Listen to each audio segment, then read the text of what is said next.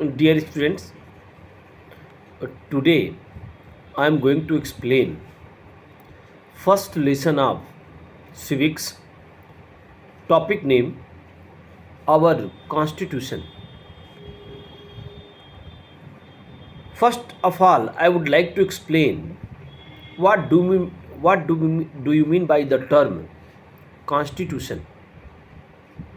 Basically, constitution is a comprehensive document containing the set of rules and regulation for legislative, executive, judiciary, and common people of respective country. With reference to the Indian Constitution, I would like to explain the Constitution of India came to effect on 26th of January 1950 when India became a sovereign democratic republic. First of all, I would like to explain the meaning of sovereignty, a sovereign nation or sovereignty, meaning internal decision, external decision will be taken by India because before 1947, India was the colony of Britain and all decision taken by Britain. I think all my words are very much understanding this one. Second term is there. India became democratic. Democratic meaning in India there will be one government or many government will be there. State government, central government, local self government, and all government will be elected by common people of India on the ground of universal adult franchise.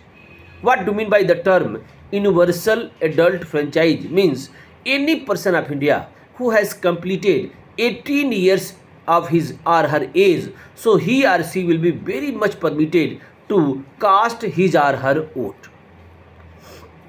I think my words are getting democratic. Now, what do you mean by the term republic? Republic is a term in which the national head of the country will be elected by democratic process, not by hereditary ground. Two example I would like to mention. After that, you people will be very much comfortable. India is a republic country. America is a republic country. But Britain is not a republic country. Britain is a democratic country. What are difference between both country? In England, there is a king. It is true that king is not having very much power, but existence of king is there in England. But in India, the national head will be elected person, not by hereditary ground. Same condition will be there in America. That's why India and America will be republican democracy, but Britain is only democracy, not republican country, because his national head of that country will be king or queen. So that's why, okay, I think my words are getting this one. So constitution is a set of rules and regulation. Before this one, I would like to teach you when monarchy was there. I think when Ashoka was there, when Akbar was there. So all power means executive power, legislative power, and judicial power vested in the hand of the single person, and that person was a king or monarch. Like when Akbar was there, so Akbar had legislative power, Akbar had executive power, Akbar had judicial power. I am going to explain this one. What is legislative power, what is executive, and what is judiciary. First one, what is legislative power? Means law making body. Second one, executive. Executive means law implementing body. And judiciary means law interpreting body. Meaning legislative and judiciary will work according to the constitution that will be observed by judiciary. So constitution will give guideline to legislative, executive and legislative, means all three wings, okay, will take power from same constitution. Other one more point I would like to mention. In our country, many people are living, many religious groups are there, many linguistic groups are there, and many ethnic groups are also there in our country. So each and everybody will be treated equally. Nobody can exploit other group, because we are living in democratic country, and fundamental right granted to each and every person of India irrespective their caste, color, creed.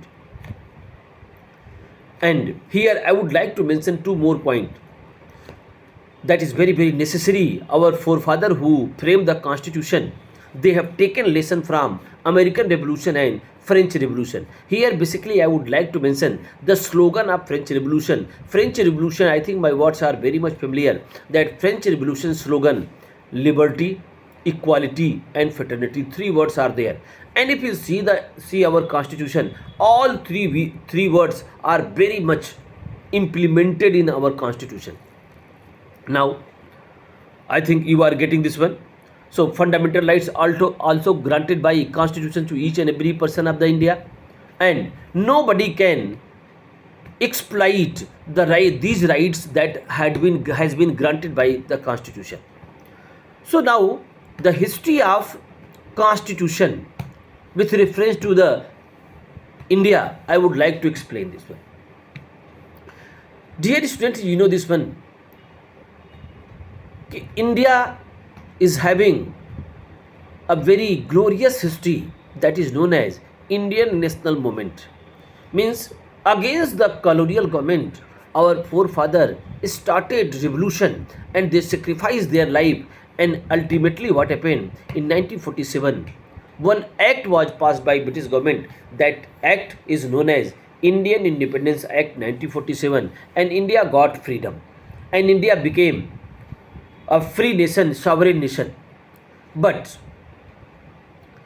that time India had no any constitution. So when cabinet mission came to India, and with recommendation of the cabinet mission, one constituent assembly was set up. What do you mean by this one? Constituent assembly means it is a body that will make constitution for India. Now question was there कि constitution can't be framed within a day, within a month, it will take time. And India already got freedom in 15th August 1947. I think all my words are very much familiar. And British government is going to return from India. Then how India will be governed? Means one system, one rules and regulation required. So that was constitution, and making means constitution making started. So one option given by British government by Indian Independence Act 1947, till date constitution has not been framed. So India will be governed by Government of India Act 1935. Now next question was there, law is there, okay, no problem. Then who will make the law? Because constitution making going on, so no parliament was there, no legislative body was there, so who will make law? So one more provisions was there in that respective act, कि constituent assembly will have to work.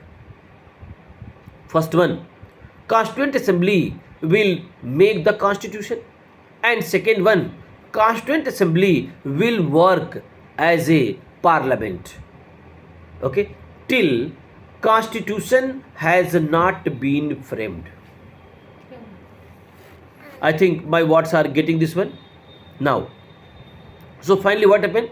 Election taken place, and in July 1946 Constituent Assembly election taken place, and finally the Constituent Assembly was set up. And I am talking about undivided India. When India was not divided, there were 385 members, 292 elected and 93 were nominated by princely state. Now going to teach you formation of the Constituent Assembly. The first sitting of the Constituent Assembly, some reading points are there that is very necessary to learn. First sitting of the Constituent Assembly was held on December 9, 1946. It was held at the present Central Hall of the Parliament and was presided over by Sachidanand Sinha. Sachidanand Sinha was very senior member of Constituent Assembly. That's why he became the president of Constituent Assembly. The oldest sitting member of the Central Assembly on December, means after 2 days, what happened? In 11th December 1946, Dr. Rajendra Prasad was elected permanent chairperson of the Constituent Assembly. First one, again going to repeat. First time meeting was held 9th December 1946. So most senior person, Dr. Sachidanand Sinha, okay, was the presiding officer of that meeting. And after 2 days, what happened? Dr. Rajendra Prasad elected as the permanent president of Constituent Assembly. Now, the Muslim League boycotted the Constituent Assembly to demand the creation of separate state called Pakistan. Consequently, the members representative the territory which went to Pakistan withdrew from the Constituent Assembly of India. Definitely, when India has been partitioned, so some people, okay, left that Constituent Assembly. As a result, the membership of the Constituent Assembly of India stood at 299 against the original number of 385. Now, only 284 were actually present on November 26, 1949 and appended their signature, means they made their signature to the Constitution as finally passed. Dr. Rajendra Prasad continued to be the permanent chairperson of the Constituent Assembly of India. And between December 9, 1946 to August 14, 1947, the assembly had 5 sessions, means 5 meetings taken place, 5 sessions taken place. Now today only this much, and next day I'll come with another video, okay, and after that I'll complete this lesson. Thank you.